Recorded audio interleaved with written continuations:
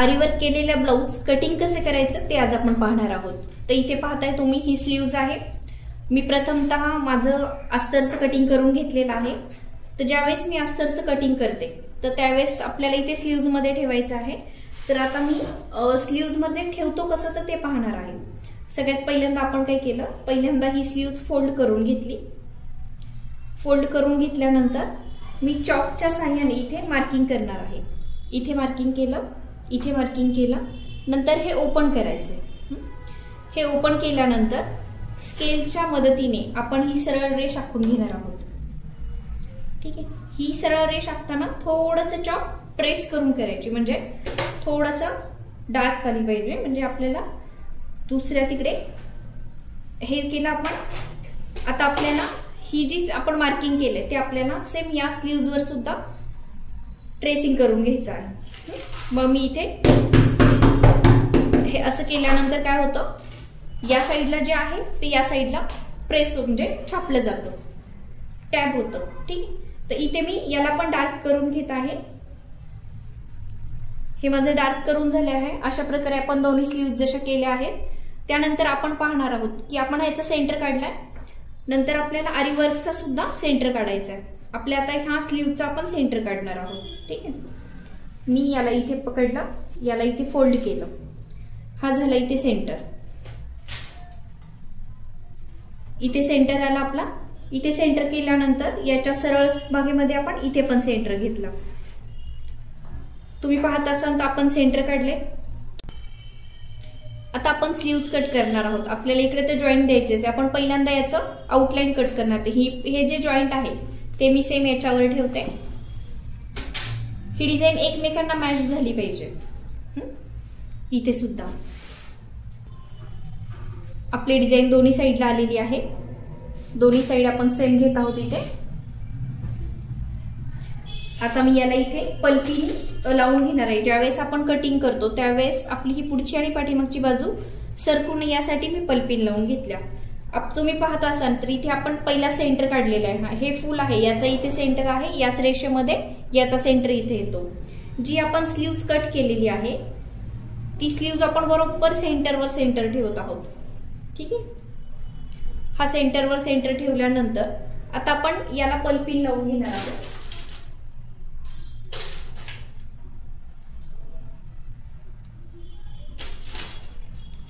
मी पल्पीन यासाठी लावते की जे कटिंग आहे ते सरकू नये, आणि ज्यावेळेस आपण कटिंग करतो त्यावेळेस आपण थोडंसं मार्जिन एक्स्ट्रा घेतो, कारण की कधी आपण शिवताना थोडंफार आपल्याला जॉईंट द्यावं लागतो। ठीक आहे, तर मी अशा पद्धतीने हे कटिंग करणार आहे। तुम्ही पाहिलं असेल तर तुम्ही या साईडनी पण पहा, आपली डिझाईन सेम आहे। सेंटर काढलेला आहे, बरोबर सेंटरच्या तिथे स्लीव्स ठेवली आणि एक्स्ट्रा मार्जिन घेतलेलं आहे। तर आता हे एक्स्ट्रा मार्जिन घेतल्यानंतर मी कात्रीच्या सहाय्याने हे कट करणार आहे।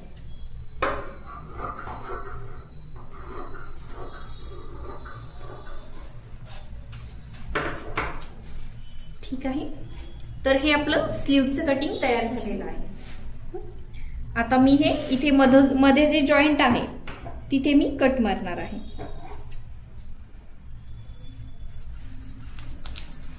अशा प्रकारे आपली स्लीव्ज कटिंग झालेली आहे।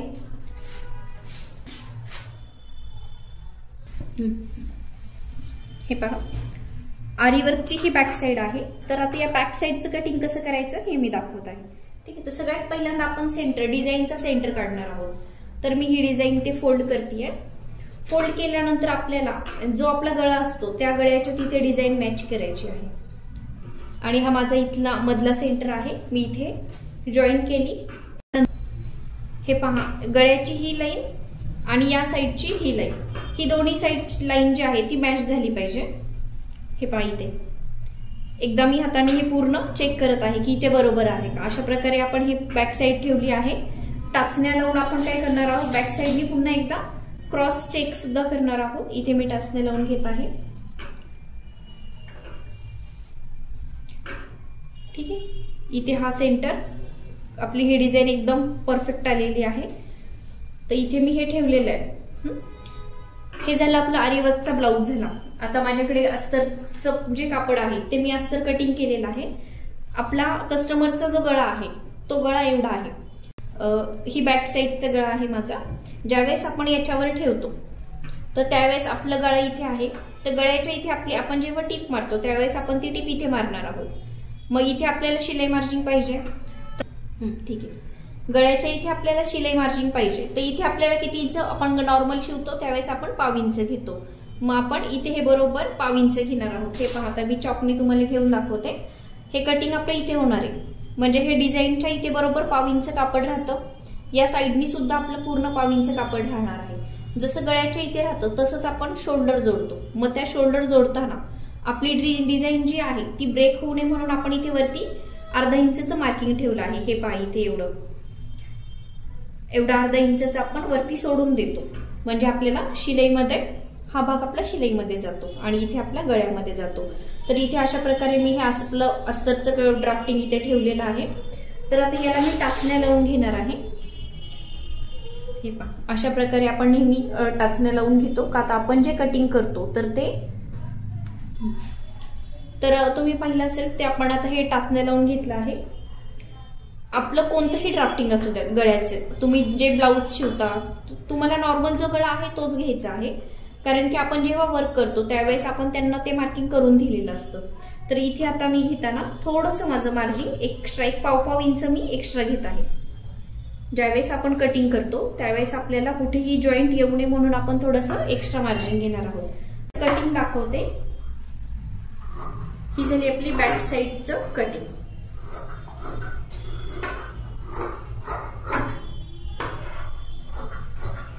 अशा प्रकारे आपण बॅक साईड कट केली आहे. जसं की मगाशी तुम्हाला म्हटलं इथे गळा आहे, तर पहिल्यांदा मी काय करणार आहे, इथे जसा गळा मी इथे आखून घेतलाय याला मी चॉकच्या सहाय्याने थोडंसं डार्क करत आहे.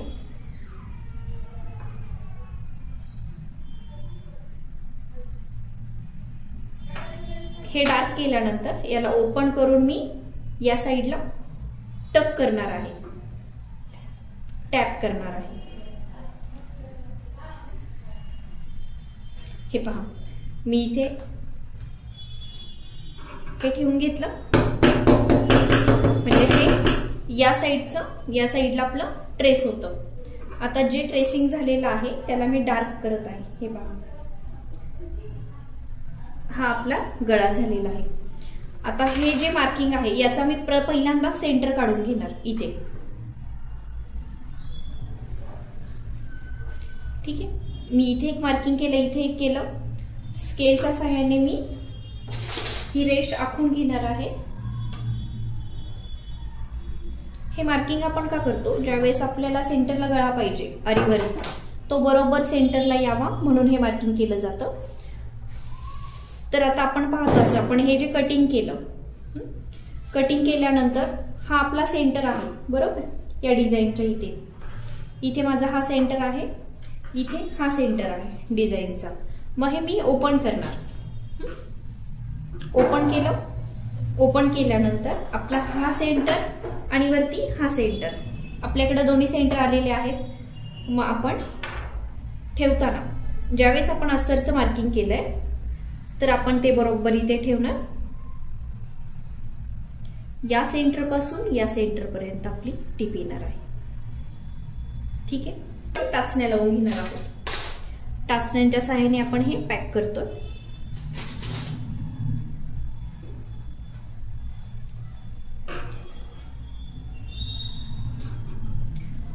आता तुम्ही पाहत असाल जो आपला इथे गळा आहे, आपण आता ही टीप इथून इथपर्यंत मारून घेणार आहोत.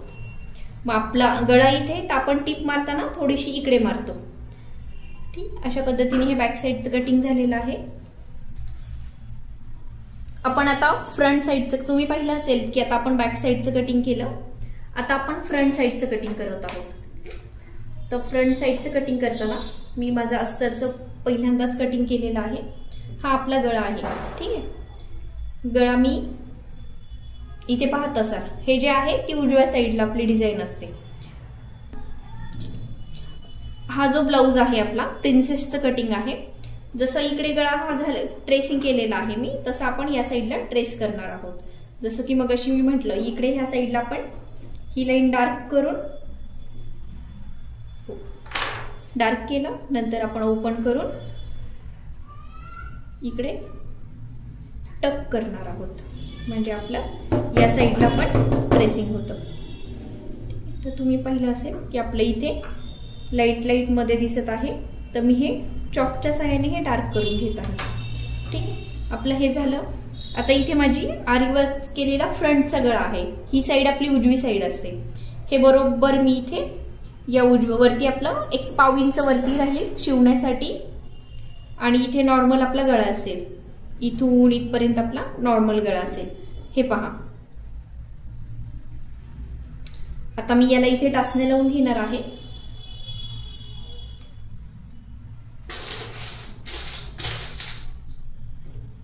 टाचण्या लावून झाला. आता चॉकच्या सहाय्याने मी सगळीकडे पाव इंच शिलाई मार्जिन घेत आहे.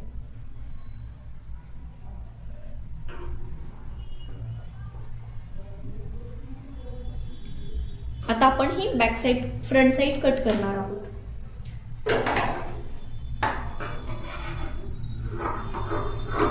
हे शिलाई मार्जिन आपण यासाठी घेत असतो की कधी आपण जॉईंट देताना, कधी आपण शिवताना थोडंफार कमी इकडे तिकडे डिझाईननुसार आपल्याला कधी कधी गळे इकडे तिकडे थोडेसे ऍडजस्ट करावे लागतात, तर तिथे आपलं जॉईंट येऊ नये म्हणून आपण हे करतो.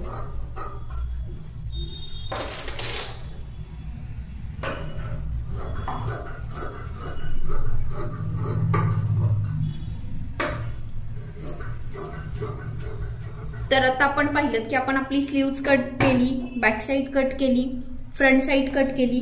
फ्रंट साइड मध्ये प्रिन्सेस मध्ये 2 भाग असतात, एक हा साइडचा सुद्धा भाग असतो. प्रिन्सेसचा जो साइडचा भाग आहे तो मी इथे कट करून घेत आहे. खालच्या साइडला आपण जॉईंट देणार आहोत.